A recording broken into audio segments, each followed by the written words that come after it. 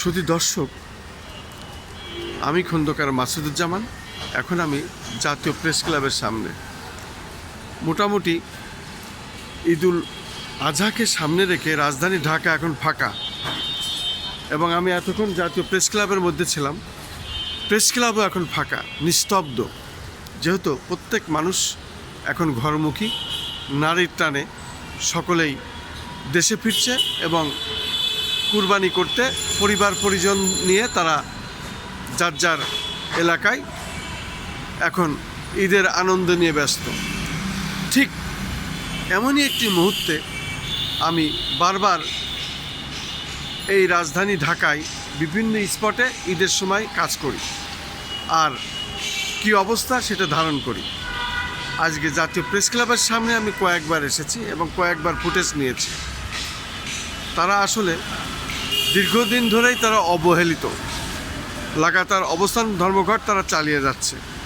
বিশেষ করে অনুদানভুক্ত স্বতন্ত্র ইবতেদায়ী মাদ্রাসা শিক্ষা কল্যাণ কমিটির কথা আমি বলছি। তারা কিছুক্ষণ আগে পুলিশের সাথে এখানে আমি দেখেছি তর্ক বিতর্ক করতে, এবং পুলিশ তাদেরকে ঘরে ফিরে যেতে সর্বোচ্চ চেষ্টা করেছে। তারা বলছে, না, আমরা যাব না, আমরা ঈদ এখানেই করব এবং আমাদের মৃত্যু হলে এখানেই মৃত্যু হবে, তবে আমরা আমাদের দাবি আদায় না করা পর্যন্ত ঘরে ফিরব না। ঠিক তাই তারা করছে। অবাক কাণ্ড, প্রচণ্ড বৃষ্টি হয়েছে, তার মধ্যেও তারা এখানেই আছে। আমি এখন জিজ্ঞাসা করব, আপনারা যে এত বড় সিদ্ধান্ত নিচ্ছেন, রাজধানী ঢাকা ধরেন কালকে থেকে আর লোক থাকবে না, রাস্তা ফাঁকা, প্রত্যেক মানুষ চলে গেছে বাড়িতে, এবং প্রেস ক্লাবের সামনে লোক নেই, জনশূন্য।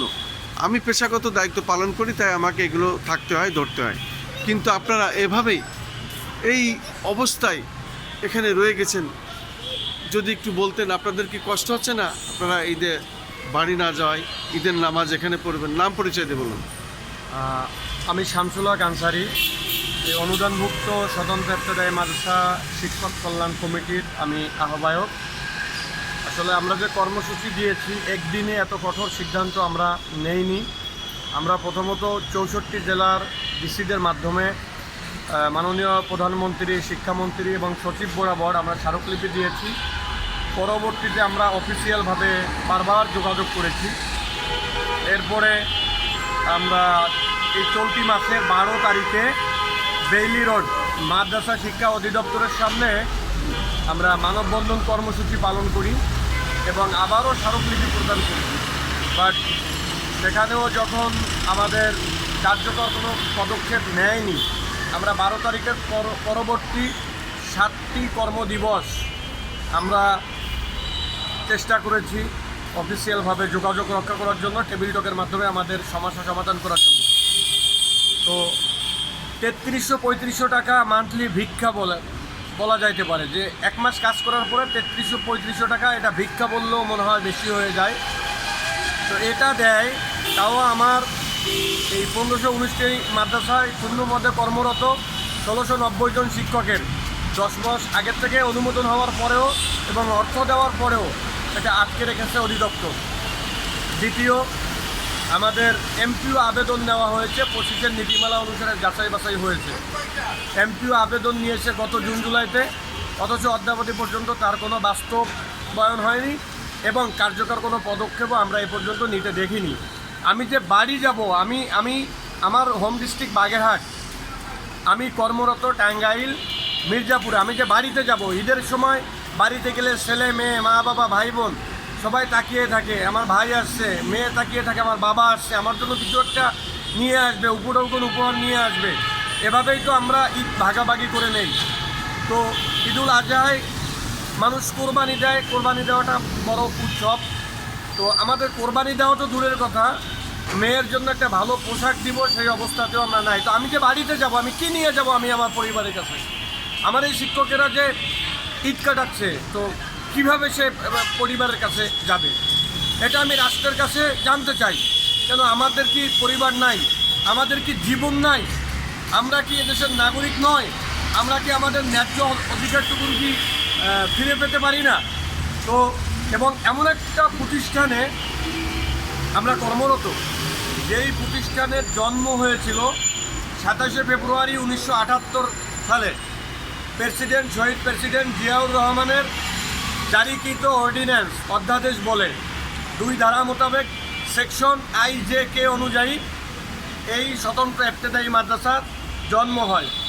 এবং এই যে অনুদানভুক্ত লেখাটি দেখছেন, এটির অবদানও বেগম জিয়ার, মরহুম বেগম জিয়ার।